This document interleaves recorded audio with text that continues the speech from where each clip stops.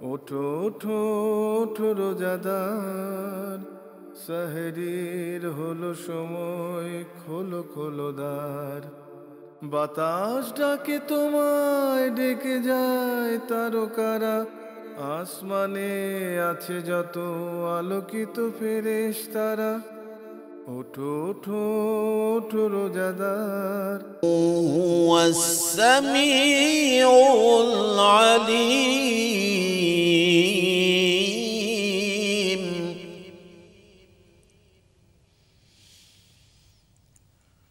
رب السماوات والأرض وما بينهما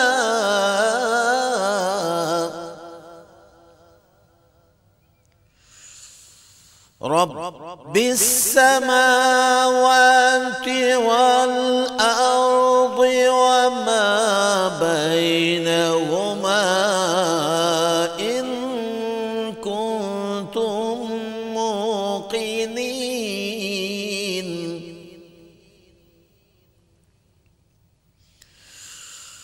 رب السماوات والأرض وما بينهما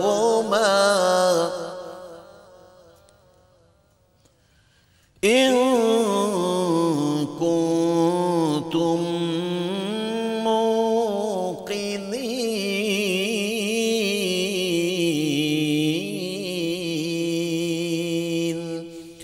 صدق الله العظيم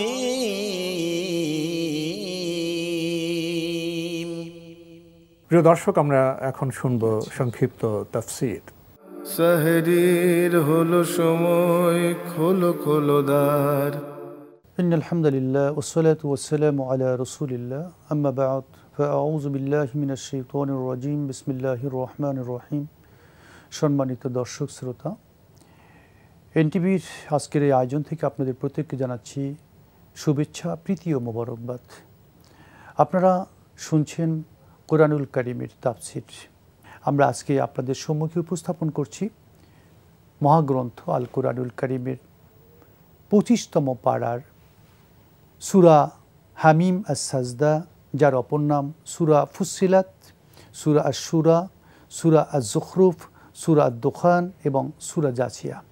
সম্মানিত দর্শক, শুরুতেই বলে নিচ্ছি এই প্রতিটি সূরা মাক্কি সূরার অন্তর্গত। আমরা সর্বপ্রথমে আলোচনা করব সূরা হামিম আস-সাজদা। কুরাইশ সর্দারগণ একসময় পরামর্শ করেছিল যে মহানবী সাল্লাল্লাহু আলাইহি ওয়াসাল্লামকে কীভাবে পরাভূত করা যায়।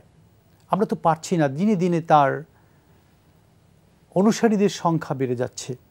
তাই তারা একটা শান্তিপূর্ণ পরামর্শ সভা করে রাসূলুল্লাহ সাল্লাল্লাহু আলাইহি ওয়াসাল্লামকে তাদের পথের অনুসারী করার জন্য একজন দূত প্রেরণ করল।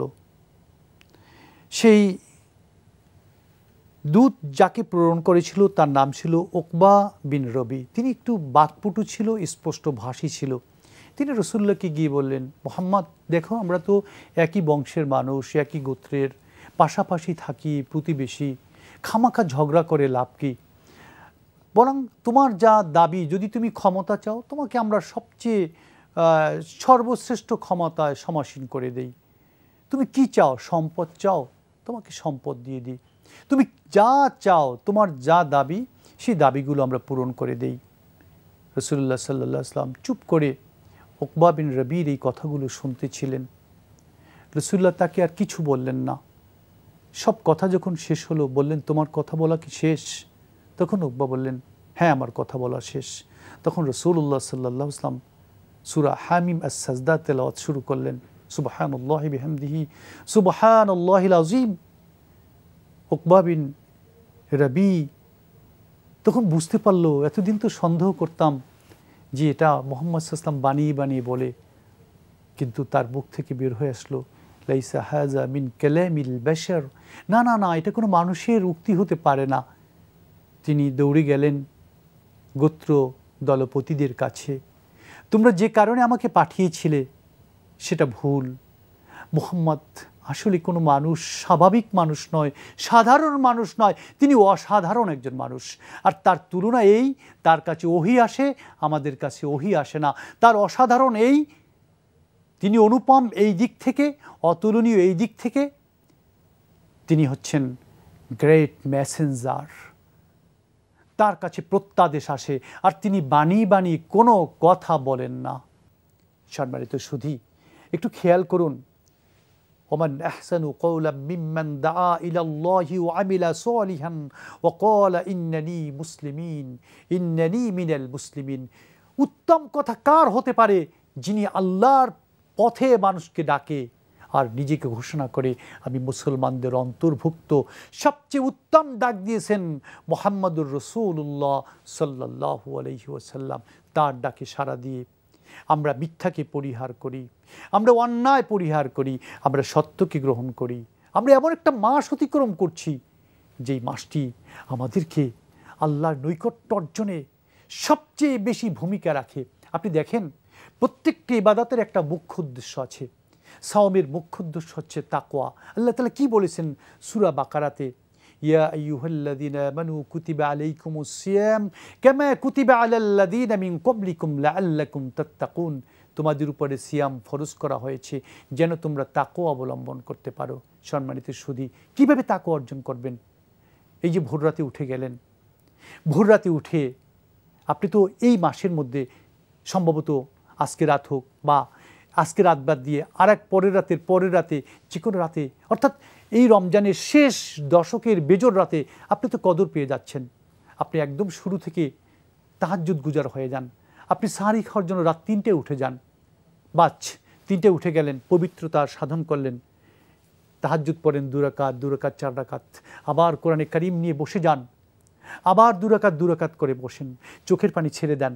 আপনি বিশ্বাস করেন জিন্দিগিতে যত গুনাহ করেছেন সমস্ত গুনাহ আল্লাহ তাআলার রাসূল ওয়াদা করেছেন, ওয়া রাজুলুন যাকারাল্লাহা খালিয়ান ওয়া রাজুলুন যাকারাল্লাহা আখফা ফাফাদাত আইনাহ। যে লোক নিভৃতে কাঁদে আর তার 2 চোখ বেয়ে বেয়ে পানি পড়ে, ওই চোখ আর ওই কপল, ওই গাল কখনো জাহান্নামের আগুন স্পর্শ করবে না। আরশের ছায়ায় যে 7 শ্রেণীর লোক স্থান পাবে, তাদের একটি শ্রেণী হচ্ছে নিভৃতে ক্রন্দনকারী। কি সুযোগ রমাদান, কি সুযোগ আপনার জন্য। আর আগামী বছর আমার জিন্দিগিতে এই রমাদান কিন্তু নাও আসতে পারে। আপনি একটু তাকিয়ে দেখেন না, প্রতিদিন কত হাজার মানুষ মারা যাচ্ছে সারা পৃথিবীতে, কত লক্ষ চলে গেল, কে কখন চলে যাবে। সুতরাং আপনি একটু খেয়াল করুন, মান ক্বামা লাইলাতাল কদরি ঈমানান ওয়া ইহতিসাবান গুফিরা লাহু মা তাকদ্দামা মিন যামবিহি। যে কদরের রাতে দাঁড়িয়ে দাঁড়িয়ে আল্লাহর ডাকে সাড়া দেয়, যে কিয়ামুল লাইল করে, যে রাতে দাঁড়িয়ে দাঁড়িয়ে কোরআন তেলাওয়াত করে, রাসূলুল্লাহ ঘোষণা করেছেন গুফিরা লাহু মা তাকদ্দামা মিন যামবিহি। সহিহ হাদিস, আল্লাহ পূর্বের সমস্ত গুনাহ ক্ষমা করে দেন। আপনি ইস্তিগফার পাঠ করেন, আপনি সুবহানাল্লাহি ওয়া বিহামদিহি 100 বার পাঠ করেন। আপনার কি ওই হাদিসটি তো শোনা আছে, আপনার হাদিসটি তো জানেন। মান ক্বালা সুবহানাল্লাহি ওয়া বিহামদিহি 100 মাররাতিন হুত্তাত খতায়াহু ওয়া ইন কানা মিসলা যাবাদিল বাহর। যে ব্যক্তি প্রত্যেক দিন 100 বার সুবহানাল্লাহি বিহামদিহি পাঠ করবে, আল্লাহ তার জিন্দেগির পূর্বের সমস্ত গুনাহ মাফ করবেন, যদি তা সমুদ্রের ফেনা পরিমাণও হয়। দিস ইজ গ্রেট অপরচুনিটি, এক মহান সুযোগ। প্লিজ প্লিজ আমরা হাতছাড়া না করি। মান সামা রমাদানা ঈমানান ওয়া ইহতিসাবান গুফিরা লাহু মা তাকদ্দামা মিন যামবি। সিয়াম সাধনা করব তাকওয়ার ভিত্তিতে, ইনশাআল্লাহ আল্লাহ সমস্ত গুনাহ মাফ করে দিবেন। সূরাত সূরা এরপরে আল্লাহ তাআলা ঘোষণা করেছেন, এই সূরার মধ্যে আল্লাহ তাআলা ঘোষণা করেছেন যে পরামর্শ করে কাজ করা মুমিনদের বৈশিষ্ট্য। তাই এই সূরাটির নামই হচ্ছে সূরায়ে আশ-শূরা। সূরার 38 নম্বর আয়াতে এই সূরা শব্দটি আল্লাহ তাআলা উল্লেখ করেছেন, ওয়া আমরুহুম শূরা বাইনাহুম। মুমিনগণ তাদের কাজ করবে পরামর্শের ভিত্তিতে। আসুন, পরামর্শের ভিত্তিতে যদি মুসলমানগণ কাজ করে তাহলে তাদের কি সফলতা রয়েছে সে প্রসঙ্গে আল্লাহ রাব্বুল আলামিন ঘোষণা করেছেন, লাহু মাকালিদুস সামাওয়াতি ওয়াল আরদ ইয়াবসুতুর রিজকা লিমান ইয়াশা ওয়া ইয়াকদির ইন্নাহু বিকুল্লি শাইইন আলিম। সকল আসমান এবং জমিনের চাবিকাঠি আল্লাহর কাছে। সুতরাং আল্লাহ যাকে ইচ্ছা রিজিক বাড়িয়ে দেন আর যাকে ইচ্ছা রিজিক কমিয়ে দেন। এরপরে সূরা হচ্ছে সূরাতুজ যুখরুফ। এই সূরা যুখরুফের মধ্যে আল্লাহ রাব্বুল আলামিন মানুষের দুনিয়ার যে ভালোবাসা, চাকচিক্য, স্বর্ণের প্রতি মানুষের যে লোভ, সেই বিষয়টি উল্লেখ করেছেন। উদ্দেশ্য হচ্ছে কাফিররা আম্বিয়া ইকরামদেরকে ঠাট্টা করতেন, এই জন্য এই সূরা আলোচ্য বিষয় নির্ধারণ করা হয়েছে। আল্লাহ রাব্বুল আলামিন নির্ধারণ করেছেন আল ইস্তিহজাউ মাল আম্বিয়া, নবীদের সাথে কাফিররা ঠাট্টা করত। নবীরা দরিদ্র, ওদের অনেক চাকচিক্যময় দুনিয়া আছে, আল্লাহওয়ালারা দরিদ্র। তাই আল্লাহ তাআলা ঘোষণা করেছেন, না, এই আয়াতের আলোচ্য বিষয় হচ্ছে রুবুবিয়াতের মধ্যেই হচ্ছে শান্তি, আল্লাহর নৈকট্য অর্জনের মধ্যেই হচ্ছে শান্তি। রব্বানি হয়ে যেতে হবে, আল্লাহ লালন পালন গ্রহণ করে যারা সত্যের পথের প্রতীক, সেখানেই আছে শান্তি। তাই আসুন, আমা ইয়াতিহিম মিন নাবিয়্যিন ইল্লা কানু বিহি ইস্তাহজিউন। কাফিররা ঠাট্টা বিদ্রুপ করতো, আমরা ঠাট্টা বিদ্রুপ করব না, আমরা সত্যের পথের প্রতীক হব। আমরা এমন একটা দিন গ্রহণ করব যেই দিনের ঘোষণা হচ্ছে ইন্না আনজালনাহু ফি লাইলাতিন মুবারাকাতিন ইন্না কুন্না মুনজিরিন। এই কোরআন নাজিল করেছি কদরের রাতে, সেই কদরের রাত আমরা যেন প্রত্যেকে পাই, সেই কদরের রাতে যেন আল্লাহর নৈকট্য অর্জন করতে পারি। 83 বছর 4 মাসের ইবাদত এক রাতে করে আল্লাহর নৈকট্য অর্জন করে দুনিয়াকে সৌন্দর্যমণ্ডিত করি, রিজিককে সম্প্রসারিত করি, আল্লাহর মেহমান হয়ে যায়। এবং মৃত্যুর পরে আমার কবর যেন আমার চোখের সীমানার দ্বার প্রান্তে চলে যায় এবং সর্বশেষ আমি যেন ঈমানের নূরে নূরান্বিত হয়ে জান্নাতের মেহমান হতে পারি, সেই প্রার্থনা করি। শেষ করছি আমিন সুম্মা আমিন। আসসালামু আলাইকুম ওয়া রাহমাতুল্লাহি তাআলা ওয়া বারাকাতুহু। ঠোঁট রোজাদার, সেহরির হলো সময়, খোলো খোলো দ্বার। প্রিয় দর্শক, আমরা এখন শুনবো একটি ইসলামী গান। সেহরির হলো সময়, খোলো খোলো দ্বার। তোমার নামে কি নেশা, হে প্রিয় হাজরা,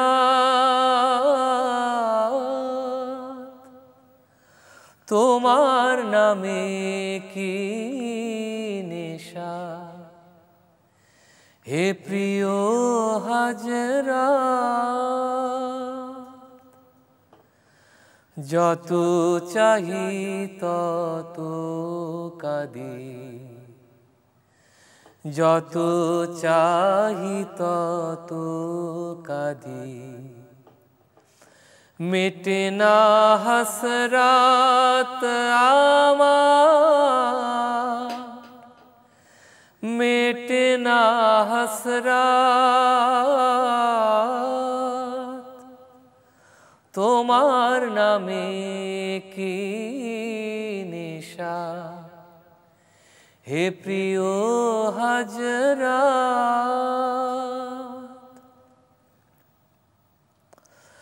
কোথায় আরব, কোথায় হিন্দ, নয়নে মোর নাই তো বনি। কোথায় আরব, কোথায় হিন্দ, নয়নে মোর নাই তো বনি। প্রাণে শুধু জাগে তোমার, মদিনার ওই পথ জাগে, মদিনার ওই পথ। তোমার নামে কি নেশা, হে প্রিয় হাজরা। কে বলে তুমি গেছো চলে, হাজার বছর আগে, আছো লুকিয়ে তুমি প্রিয়তম আমার অনুরাগী। মোর অন্তরের হেরা গুহায় আজও তোমার ডাক শোনা যায়। মোর অন্তরের হেরা গুহায় আজও তোমার ডাক শোনা যায়। জাগে আমার মনে কাবা ঘরে তোমারি সুরাত হযরত তোমারি সুরাত।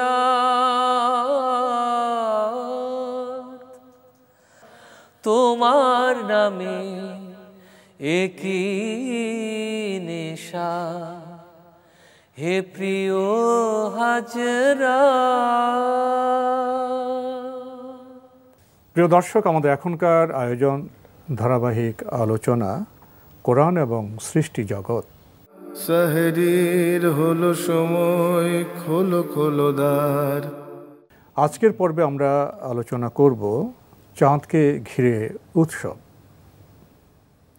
আলোচনায় যাওয়ার আগে আমরা পবিত্র কোরআন থেকে সূরা ইউনুসের 5 নম্বর আয়াতের তেলাওয়াত শুনব। প্রিয় দর্শক, আমরা পবিত্র কোরআনের সূরা ইউনুসের 5 নম্বর আয়াতের চমৎকার তেলাওয়াত শুনলাম। এই আয়াতে খুবই গুরুত্বপূর্ণ কথা বলা হয়েছে সূর্য এবং চন্দ্রের আপন আপন কক্ষপথে পরিভ্রমণের কথা, বলা হয়েছে সময় গণনার কথা। এ বিষয়ে আমাদের আজকের আলোচক বিশিষ্ট বিজ্ঞান গবেষক ডক্টর মশিউর রহমান আপনার কাছ থেকে জানতে চাইব। আসসালামু আলাইকুম ওয়া রাহমাতুল্লাহি ওয়া বারাকাতুহু। ওয়ালাইকুম আপনি আসসালাম। চমৎকার একটি বিষয় তুলে এনেছেন আজকে, চাঁদের বিষয়।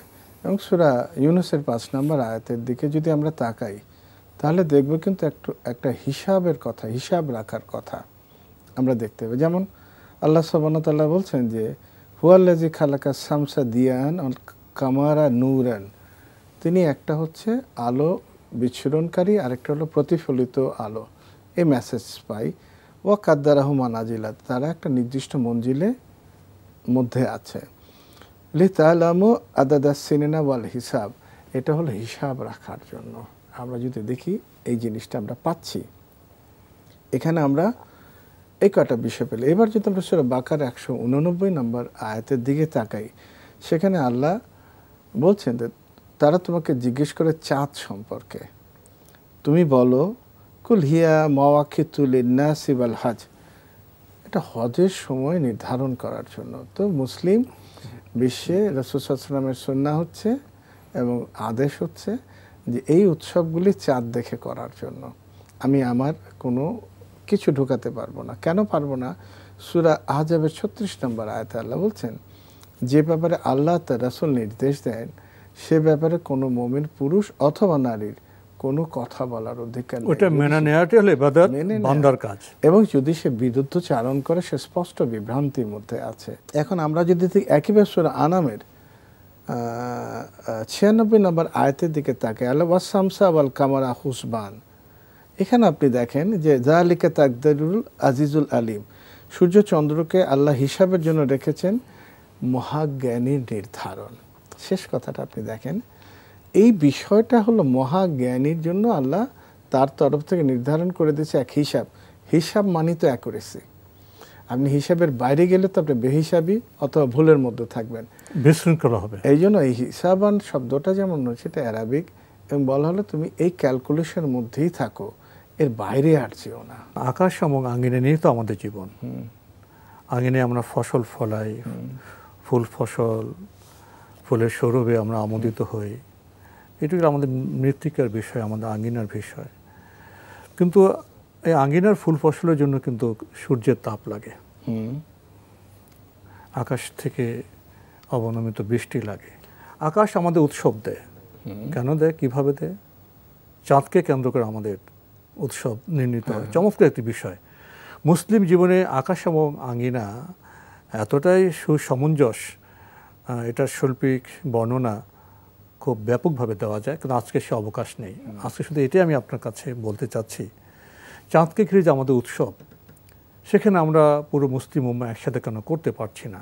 লক্ষ্য করা যায় যেদিন সিয়াম শুরু হবে বা শুরু হয় সৌদি আরবে, তা একদিন পরে সাধারণত আমরা করে থাকি।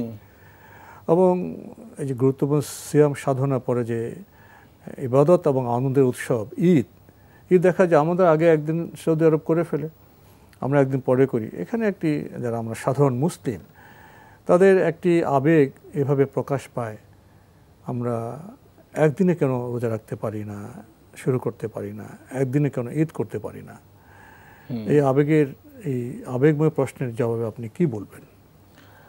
এটা শুরুটা এভাবে বলা উচিত যে আপনি সূর্যের হিসাবে যদি চান একদিনে করতে পারবেন না, চাঁদের হিসাবে যদি চান একদিনে করতে পারবেন না। আমরা নামাজও তো একসাথে পড়তে পারছি না, আমাদের থেকে 3 ঘন্টা পরে সৌদি আরব নামাজ পড়ে। বোকার মতো চাওয়া। এখন রাসূল সাল্লাল্লাহু আলাইহি ওয়াসাল্লাম বুখারী শরীফের আপনি ভলিউম 3 হাদিস নাম্বার 123, এখানে রাসূল সাল্লাল্লাহু আলাইহি ওয়াসাল্লাম বলছেন যে তোমরা চাঁদ দেখে রোজা রাখো, শুরু করো। আমি চাঁদ দেখে ভেঙে, মানে যখন শাওয়ালের চাঁদ দেখা যাবে আপনি ছেড়ে দেবেন।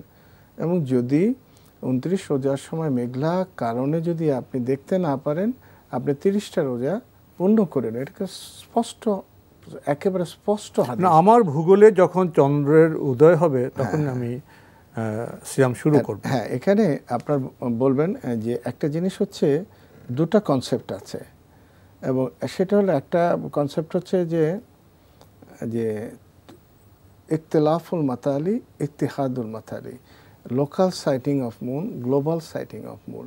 তার আগে বলি সূরা, মানে স্থানীয়ভাবে চন্দ্র দর্শন এবং আন্তর্জাতিকভাবে বৈশ্বিকভাবে চন্দ্র দর্শন। হ্যাঁ। এখন হচ্ছে বুখারী শরীফের আরেকটি হাদিস আছে, সেটা বুক নাম্বার 3 হাদিস নাম্বার 130। এখানে বলা আছে যে তোমরা ক্রিসেন্ট মুন, হিলাল যখন দেখবে তখন রোজা রাখবে। ঠিক আছে? আর হিলাল দেখার পিছু যদি কোনো কারণে মিস হয়, আমরা একদিন পরে যে, সেটা একটু পরে আমি আলাপ করব সায়েন্টিফিকটা, তাহলে আমরা শুরু করব কিভাবে। এখন দেখা যায় যেটা বলে ইখতিলাফুল মাতালি, ইত্তিহাদুল মাতালি, লোকাল সাইটিং এবং গ্লোবাল সাইটিং।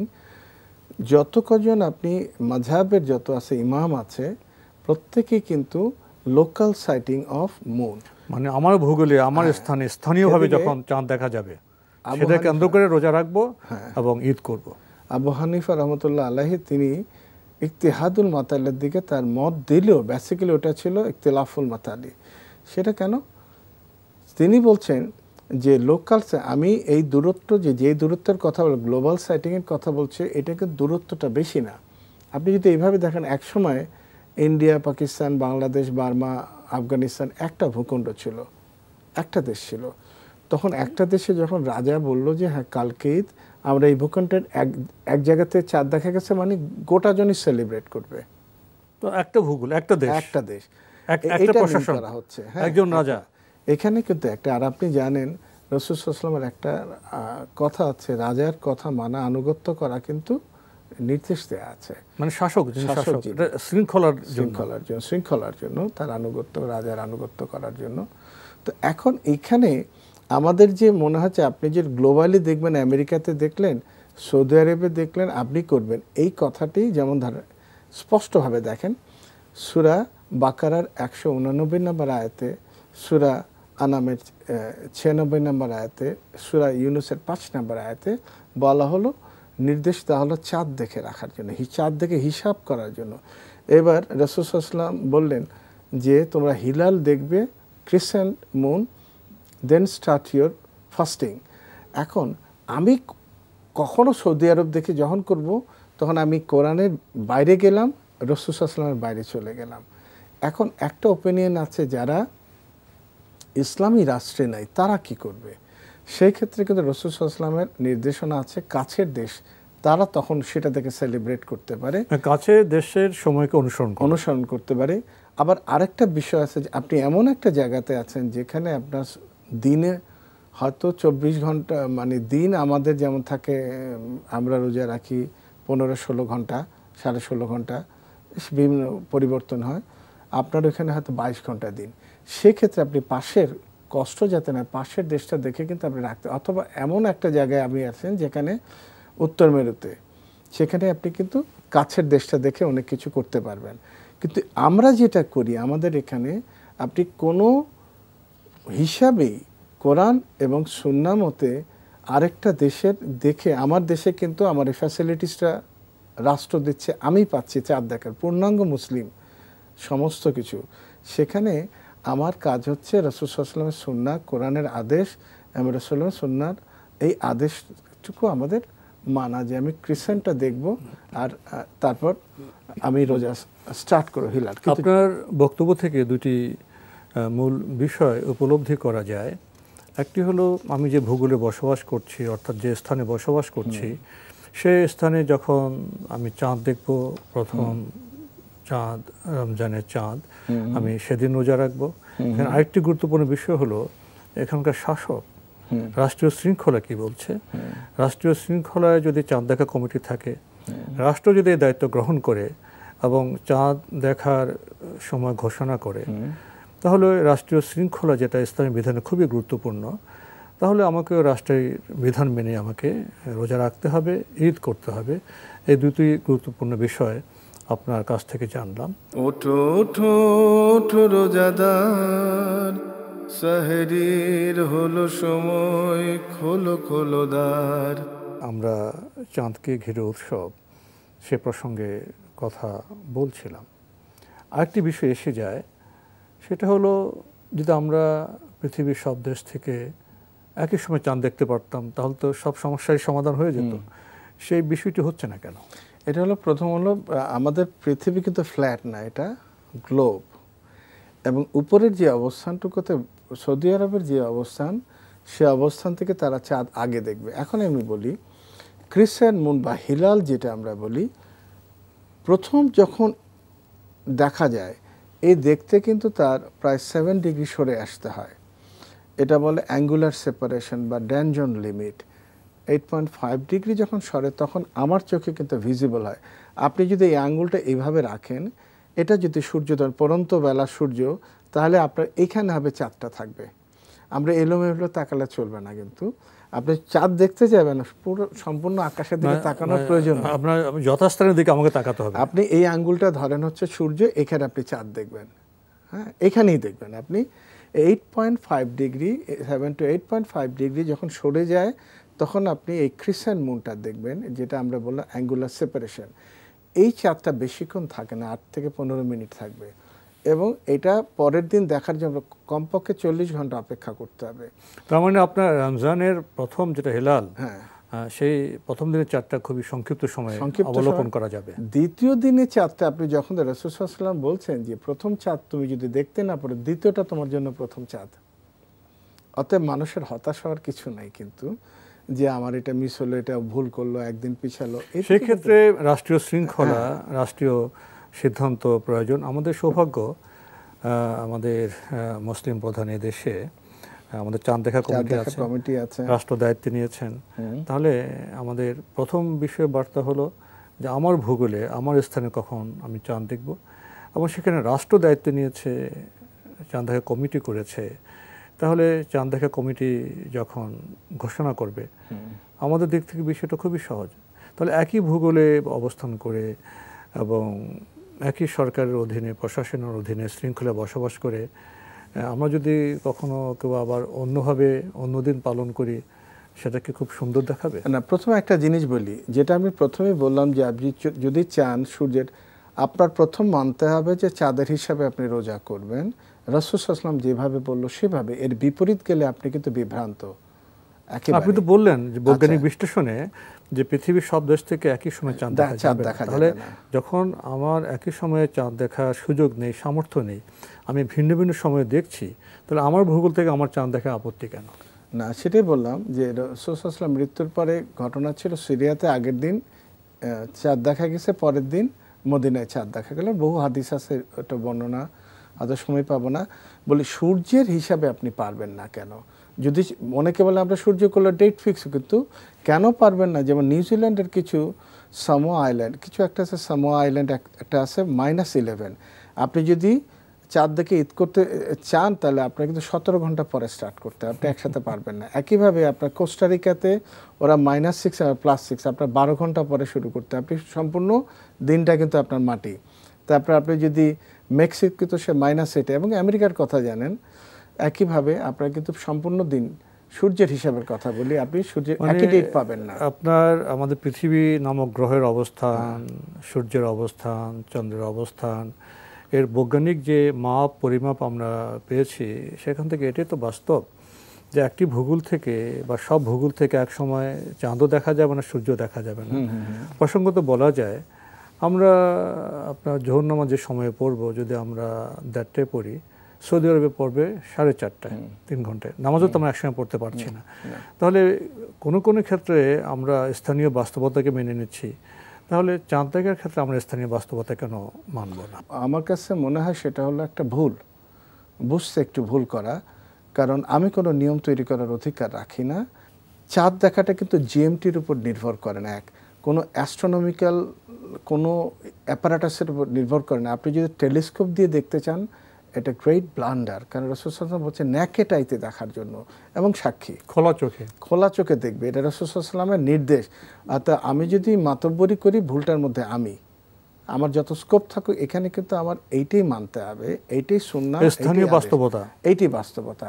এবার আমি আসি, যদি বলি আপনি যেটা বলেন ওরা করে কেন, বহু দেশে যেমন সৌদি আরবের সাথে মিলানো থাকে, এটা আসলে বলে ইস্তিহাদ, আর আরবিক গবেষণা। এই গবেষণার বিষয়টা যদি বলে, কোরআন হাদিসে যেটা নির্দেশ থাকে না, সেখানে ইস্তিহাদের প্রশ্ন আসে। এমন ইস্তিহাদের ব্যাপারে কতগুলি জিনিস, যে ইস্তিহাদের ব্যাপারটা ডিল করবে, তার কত শর্ত আছে, সে আহকাম সম্পর্কে জানবে, হ্যাঁ, এবং আয়াত, সহি হাদিস, ভুল হাদিস, এগুলি সম্পর্কে তার বিস্তর নলেজ থাকতে হবে, এবং তারপর আপনি হাদিসের সনদ এবং রাবিদের পরিচয় জানতে হবে, সনদ মতন সব, অর্থাৎ মানে গবেষণা করার ইস্তাদ করার যোগ্যতা থাকতে হবে। এবং সবচেয়ে বড় কথা হয় যে, যেমন কিছু কিছু আরবি ভাষা, যেমন উসুলুল ফিক, এ সম্পর্কে তার প্রচণ্ড ধারণা থাকতে হবে যখন আপনি ইস্তিহাদে যাবেন। কিন্তু এখানে আপনি দেখছেন সরাসরি কথা, চাঁদ দেখে রোজা রাখার জন্য, কোরআন মজিদে হিসাব করার জন্য রাসূল সাল্লাল্লাহু আলাইহি ওয়াসাল্লাম চাঁদ দেখে বললেন। তো এগুলি জানার পরেও কিন্তু তারা করে না, এটা হলো এক ধরনের অ্যারোগেন্সি, আপনি বলেন ইগো কাজ করে। আপনি একটা বিশাল পীর সাহেব থাকেন, আপনার ফলোয়ার আছে লক্ষ লক্ষ লোক, তো লক্ষ লক্ষ লোক ভুলবো যে আমার পীর সাহেব এতদিন ভুল করছে, সুতরাং সেটা কন্টিনিউ করে যাচ্ছে। সত্যকে মেনে নিলে, সত্য প্রকাশকে যদি দায়িত্ব হিসেবে আমরা মেনে নেই, তাহলে সত্য প্রকাশের তো কোনো সমস্যা নেই, এবং সত্য প্রকাশের পরে বোধহয় তার ভক্তের সংখ্যা আরও বেড়ে যেতে পারে। এই বিষয়ে আমরা যেতে চাই না, সময় তো আমাদের খুবই সংক্ষিপ্ত। তো চাঁদকে নিয়ে তো আমরা আজকে কিছু কথা জানলাম, এবং আপনার আলোচনার প্রেক্ষিতে আমরা এটা উপলব্ধি করলাম, আমরা চাঁদ দেখে রোজা রাখব এবং চাঁদ দেখে ঈদ করব। সেটা অবশ্যই আমার যে ভূগোল, আমার যে প্রিয় স্বদেশ, এই স্বদেশের থেকে আমরা চাঁদকে দেখব। এবং আমাদের সৌভাগ্য, বাংলাদেশে সরকার সে দায়িত্ব নিয়েছে, এবং চাঁদ দেখা কমিটি তৈরি করা হয়েছে, তারা ঘোষণা দেন। এখানে ঐক্যবদ্ধভাবে আমরা একই দিনে রোজা শুরু করতে পারি, ঈদ করতে পারি। আর যদি কেউ তার কোনো গবেষণা বলি, যেটাই বলি, সে আলোকে ভিন্ন কাজ করতে চান, সেক্ষেত্রে আমরা তাদেরকে জ্ঞানের আলোকে সিদ্ধান্ত নেওয়ার আবেদন জানাতে পারি। এখানে আমরা কোনো বাহাসে, কোনো বিতর্কে বা কোনো দ্বন্দ্বে যেতে চাইব না। জ্ঞানের চর্চার মাধ্যমেই, জানাজানের মাধ্যমে বোধহয় আমরা সঠিক বিষয়ে পৌঁছতে পারব। শেষে এসে চাঁদকে নিয়ে তো সব বিষয় সব গণ্ডগোল। আচ্ছা, চাঁদকে নিয়ে তো বিজ্ঞানের আগেও গবেষণা করেছেন, তো তাদের আগের গবেষণা বিবেচনা কেমন ছিল, এবং বর্তমান সময়ে তো চাঁদকে নিয়ে গবেষণা হচ্ছে, বিজ্ঞানের কথা বলছেন, এখানে কি কোনো তারতম্য বা কোনো রকম ফের আছে? কোনো রকম ভেদ নেই বিজ্ঞানীদের মধ্যে, কারণ চাঁদ অ্যাকচুয়ালি আপনি জানেন সাহিত্যের একটা খোরাক, উপমার একটা খোরাক, এটা চিরকালই ছিল। কিন্তু হ্যাঁ, চাঁদ নিয়ে একটা সূরা এসছে, সূরা আল কামার, আপনি জানেন। তো এই সম্পর্কে এখন এক সময় চাঁদ তৈরি হলো কিভাবে, সূর্য থেকে ছুটে এসে তৈরি হলো, এবং এর মধ্যে কিন্তু কিছু কলিশন হলো। যেমন আল হাজেন, আগেরকার দিনে কিন্তু মানুষ জানতো না যে চাঁদ নিজেই আলো দিচ্ছে, কিন্তু আল হাজেন প্রথম বললেন যে চাঁদের কিন্তু নিজস্ব আলো নেই, এটা রিফ্লেক্টেড লাইট। কি শুধু কোরআন থেকে নিলেন, কিন্তু তথ্যটা নিলেন কোরআন থেকে।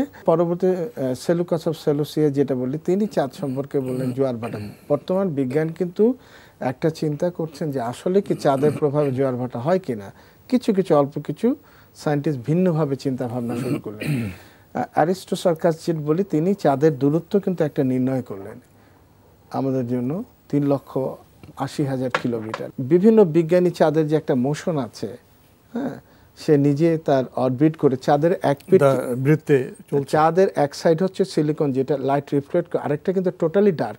এই ডার্ক সাইড কিন্তু আমরা কখনোই দেখিনি। তার এই রোটেশনেরটা এমনভাবে পৃথিবীর সাথে রোটেট করে যে মানুষ কখনোই পৃথিবী থেকে তার ডার্ক সাইড দেখবে না। এক অদ্ভুত রোটেশন, কিন্তু এক ম্যাগনিফিসেন্ট একটা রোটেশন। তার অন্ধকারটা দেখলে কিন্তু যদি এমনভাবে আল্লাহ সিস্টেম করতো যে অন্ধকারটা পৃথিবীতে দেখা যাবে, তাহলে কিন্তু কখনো আপনি চাঁদের আলো পেতেন না তখন। তো এখন এই বিস্ময়কর জিনিস। পরবর্তীতে আপনি দেখেন চাঁদের যে মধ্যে যে গ্রুপগুলি থাকে, গর্ত আমরা যেটা বলি, এটা কলঙ্ক বলি আমরা। কলঙ্ক কার্ল গিলবার্ট নামে একজন বিজ্ঞানী তিনি অ্যাকচুয়ালি আবিষ্কার করেন। এটা বলা হয় যে 1920 সালের দিকে। এভাবে আমরা জানি অ্যারিস্টটল চাঁদ সম্পর্কে যে কটা তথ্য দিলেন তার সবকটাই ভুল ছিল। এবং তারপরে আগে যেমন গ্যালিলিও, তিনি এই চাঁদে ক্র্যাটার, মাউন্টেন, এগুলো তিনি কিন্তু বিজ্ঞানের হাইপোথিসিসগুলো সময়ের তালে তালে গবেষণার উৎকর্ষের মাধ্যমে যে ধারণা হচ্ছে সেটা আমাদের কোরআনের ধারণার কাছাকাছি চলে আসছে। তো সময়ের কারণে আজকে এই বিষয়ে আমরা যেতে পারছি না। তবে শেষে যদি আপনি বলতেন যে চাঁদ ঘিরে উৎসব এ বিষয়ে যদি এক বাক্যে কিছু বলতেন। এক বাক্যে হলো কি, যারা চাঁদ ঘিরে উৎসব করে, এদের কিছু কিছু মানুষের একটা প্রশ্ন থাকে, কদরের রাত কি দুটা? যদি সৌদি আরবে গতকাল কদরে, আমরা কি আজকে কদর পাবো? হ্যাঁ, তাদের মনে এই প্রশ্ন। কারণ এই কারণে তারা এই বিভ্রান্তি তাদের মধ্যে কারো কারো মধ্যে আসছে। কিন্তু তারা এটা একটা জিনিস খেয়াল করে না, কোরআন নাজিল হলো লাহে মাহফিজ থেকে প্রথম আকাশে। সেই সময়টা আমরা জানি, আমরা স্পেসের বাইরে যদি যাই, স্পেস কিন্তু ডার্ক। হ্যাঁ, এই যেই ডার্কনেসের কথা বলছেন সেটা আল্লাহ সুবহানাহু ওয়া তাআলা জানেন, কিন্তু আমরা জানি আমরা গ্যালাক্সির বাইরে গেলে কিন্তু এটা ডার্ক। ইন্না আনজালনাহু ফি লাইলাতুল কদরের রাতটা হচ্ছে একটা রাত।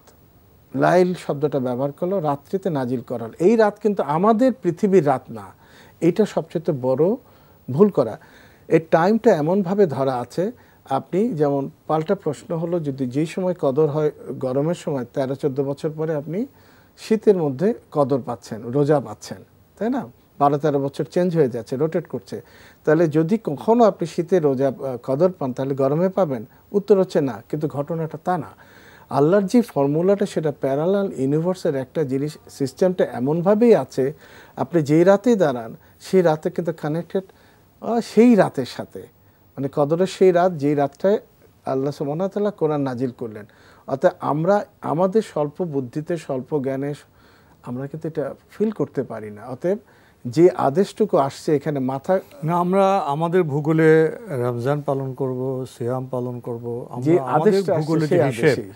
আমাদের ভূগোলে যে হিসেব, সেই হিসেবে আমরা কদর পাওয়ার চেষ্টা করব। এবং আল্লাহর কাছে তো কদর দেওয়ার কোনো কমতি নেই। সমস্ত সৌরজগৎ তো তার নির্দেশেই পরিচালিত হচ্ছে। এবং সূর্যের আলো সবসময় আমরা একই সময়ে, একইভাবে, একই মাত্রা, একই তাপে পাচ্ছি না। এখানে যে আপনার কিছু বৈচিত্র্য আছে, সেই বৈচিত্র্য কদরের রাত্রের ক্ষেত্র হবে। আমরা মূল প্রশ্ন হলো, আমরা বান্দা কিনা, আমরা আবেদ কিনা, আমরা আল্লাহর নির্দেশ পালন করছি কিনা। আল্লাহ যদি সমগ্র পৃথিবীতে 20টা কদর দেন, কোনো অসুবিধা আছে? আমাদের তো কোনো অসুবিধা নেই, আমরা পেলেই তো হলো। তো এই বিষয়ে আসলে আমার অনেক কথা ছিল, আসলে সংক্ষিপ্ত সময়ে আমরা পুরো ব্যাখ্যায় যেতে পারলাম না। তো আজকে আমাদের এখানে শেষ করতে হচ্ছে। ডাক্তার মশিউর রহমান, আপনি কষ্ট করে আমাদের স্টুডিওতে এসেছেন, সময় দিয়েছেন, সেজন্য আপনাকে অনেক ধন্যবাদ। আপনাকে ধন্যবাদ। প্রিয় দর্শক, আমরা দেখছিলাম এনটিভি আয়োজিত এবং ফার্স্ট সিকিউরিটি ইসলামী ব্যাংক লিমিটেড নিবেদিত অনুষ্ঠান বরকত মে সাহারি, co sponsor Mercantile bank limited এবং টেকনো ড্রাগস লিমিটেড। আমাদের অনুষ্ঠান আপনারা এনটিভি অনলাইনেও দেখতে পারবেন। ভিজিট করুন www.ntvbd.com। এছাড়া ইউটিউবে এবং আমাদের ভেরিফাইড ফেসবুক পেজে অনুষ্ঠান দেখতে পারবেন। আজকে আমরা উৎসবের যে কেন্দ্র চাঁদকে ঘিরে আমাদের যে উৎসব, সেই প্রসঙ্গে কিছু কথা আমরা বলার চেষ্টা করেছি। মূল বার্তা হলো, আমরা আমাদের প্রিয় স্বদেশের ভূমি থেকে চাঁদ দেখব। আমাদের রাষ্ট্রীয় ব্যবস্থাপনা আছে, চাঁদ দেখা কমিটি আছে, তাদের ঘোষিত দিনে আমরা একসাথে ঐক্যবদ্ধভাবে আনন্দে মুখরিত হয়ে আমরা ঈদ পালন করব। মহান আল্লাহ আমাদের সেই তৌফিক দেন। দেখা হবে ইনশাল্লাহ আগামীকাল একই সময়ে। প্রিয় দর্শক, মহান আল্লাহ আমাদের সবাইকে নিরাপদে রাখুন, রাখুন শান্তিতে। আসসালামু আলাইকুম। জানে ঘিরে আছে কত রহমত, আছে কদরের রাত বরণে আমার। ওঠো রোজাদার পড়ো কোরআন,